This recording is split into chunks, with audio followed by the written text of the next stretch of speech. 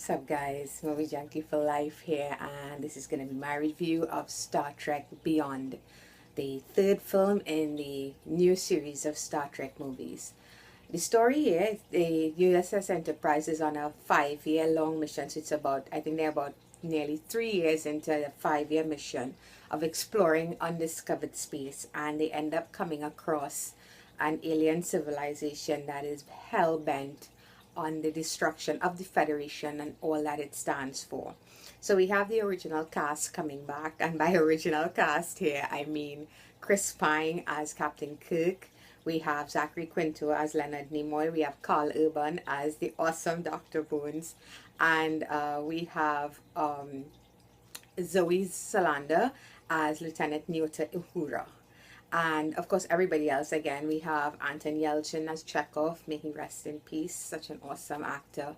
And John Cho as Sulu. So we have all the main characters coming back, and a new villain this time around. Now, let me start by saying I adore Star Trek. I love most versions of it. I grew up watching TOG, the original version of Star Trek, the back in the day version. I know I'm dating myself here saying this, but I love Star Trek. It was my absolute favorite show to watch growing up, and I am a huge fan of the series.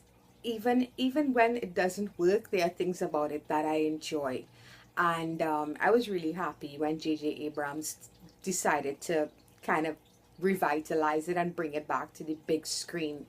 And while I admit it's never been as huge as Star Wars for a lot of people, I think Star Trek has a lot to offer. I think actually it has a lot more to offer, but I wouldn't go into all of that. Let me just start by saying what I liked about this movie. I'm very happy to say, directed by Justin Lin. He was behind Fast and Furious 5, I believe. I don't know how many of them he did, but I know he did 5, which was the Fast and Furious that kind of relaunched and revamped this series and added a new dimension to it, and instead of just the car racing stuff.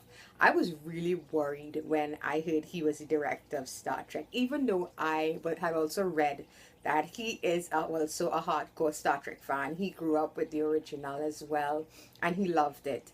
I was worried because I thought that might have just been, media hype to make people want to watch the film. I heard there was so many issues with rewrites and that kind of thing, so I was very worried about this. And then when I saw the trailer, I got more worried because the trailer is just all about the action, and I couldn't tell if this movie was going to be anything of substance, if it was just going to be style. But I'm happy to say that, in my humble opinion, Justin Lin did a wonderful job with this movie. Not only is it an ode to the original, there's a lot of love in this movie, in the visual effects of this movie, in the way that the characters interact with each other. There's a lot of that here that I actually didn't see as much of in the last two. I think there were more moments here that brought me back to that original version, especially the Spock Bones Kirk relationship. That is the core of the original Star Trek. There's a lot more of that here, and I really appreciated that as a fan. Like I said, the visuals were wonderful. Even the end credits were amazing, and it was a wonderful tribute to the original series. So there's a lot of stuff here to love, and as a fan, I think if you're fans of the original will see, if they give it a chance, they will see a lot here to appreciate. And there's a lot of moments you can point out and say, oh my god, look at this, look at that, look at that. I really love those little touches. The actors here, they know these characters inside and out, and by now they have become, I mean, Chris Pine, when he first started off, was just this kind of rough and tumble cowboy type character. He's very similar, actually, in my opinion, to what Chris Pratt does in Guardians of Galaxy. His character, his Captain Kirk in Star Trek 1 is a lot like that. This Captain Kirk is a lot more grounded. This is a man, he's been in space for a while, he's been a captain of a ship for a while, and it's starting to wear a little bit on him. He's getting older. He's wondering if he's doing what he's supposed to be doing with his life, and he's not the only one. On the other side of that, we have Spock going through something similar where he is wondering if he's doing enough with his life. So I don't want to get into too much detail, but that dynamic, like I said, I love that there was this sense of character growth that I didn't expect to see in this series. And I don't want you all to think that it's just drama. The action here starts pretty early in this movie. As a matter of fact, it's like from the first 2-3 minutes, from about 3 minutes in, there's an action sequence. And the humor, I didn't expect it to be so funny. There are a lot of humorous moments in this movie. It's brought to you by everyone. Scotty, Bones, and Spock together is always a wonderful wonderful dynamic to watch because they're so different in their personalities, and they just wonderfully complement each other. And there's a lot of Bones Spock stuff in this one as opposed to Spock Kirk, so that was great to see too. I love the addition of the new character of Jayla. I don't know who the actress is. For a minute, honestly, I thought it was Alicia Vikander because of the way she would speak, but I don't think that's her. But I loved her, and I thought the makeup work was done really well for the newer characters, for the newer aliens. Especially, I loved Jayla's look a lot. The villain, Kroll, played by Idris Elba. The good stuff about this villain is that, first of all, the ships were amazing. I didn't expect it to be like that. It wasn't anything we have seen before in the way these ships attack and move. The closest thing I could compare it to maybe is the Borg, but it is its own thing. It felt new, it felt fresh, and I loved that they went for something that was new. It wasn't an alien we had seen before. It was something new, and like I said, the way these ships decimated their enemies was amazing. The way they attacked was like nothing I'd ever seen before, and I really liked that as well. Idris Elba as Kroll, he had some good moments. I can't give away too much because I'll be giving away story points, but one thing I did like was the way he would speak.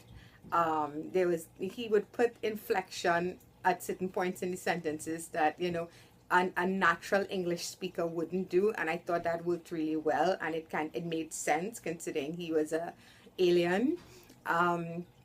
There's a lot I enjoyed about that storyline, and while his villain is his reasons for being a villain, let's just say we've seen it before. I think this is where he falls as a villain as opposed to Benedict Cumberbatch's Khan, and even the first Star Trek. But then he again was kind of boring. Eric Bana's Romulan Nero.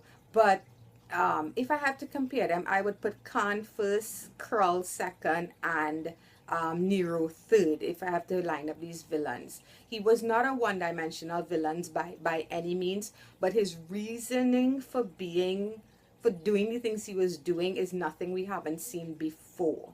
So while it makes sense because it happens in real life, his reasons for doing what he's doing, at the same time we have seen it like 100 times before, so it wasn't anything new. So I would say like I said, his villain, I would rate his villain as the second most dynamic villain they've had in the show so far. But overall, guys, I quite enjoyed this movie. I was very happy that it turned out not just to be your typical action movie. Yes, it has action sequences that are crazy and wonderful in my opinion. They do have a few that kind of like, okay, here's the Fast and Furious stuff. You do definitely get some Fast and Furious stuff in this. Whether you think that's good or bad, that's gonna be up to you. It didn't bother me. I just kind of like okay, here's the Fast and Furious bit, and I let it pass because I think Justin Lin did so much good with this movie overall that I could have let go of the stuff that was not, let's say, Star Trek-ish. You know, I could let go of that stuff and just, you know, put it aside. I could also tell the parts that were written by Simon Pegg. You could tell the work that Simon Pegg put into this, and I'm so glad he had a hand in this. I totally adore that guy. For those who don't know, he's the one who plays Scotty, and he had a hand in writing the script. But I I I think the stuff that he was responsible for may have been the stronger stuff in this movie. May have been the scenes that I enjoyed more. And I wished it was more his stuff directed by Justin Lin. I think it would have been a much stronger film. But overall, like I said, I really enjoyed this movie. I don't think it's bad at all. So if I'm rating them, I'm going to rate the first Star Trek movie a 10. The second one with Khan, I would give a 9. And here I am with Star Trek Beyond, and I'm going to give it an 8.5 out of 10. That's my personal score. I quite enjoyed the movie. So to others, it might be lower. To some, it might be higher. I think it deserves an 8.5 out of 10. Okay, guys, till next time. Signing out.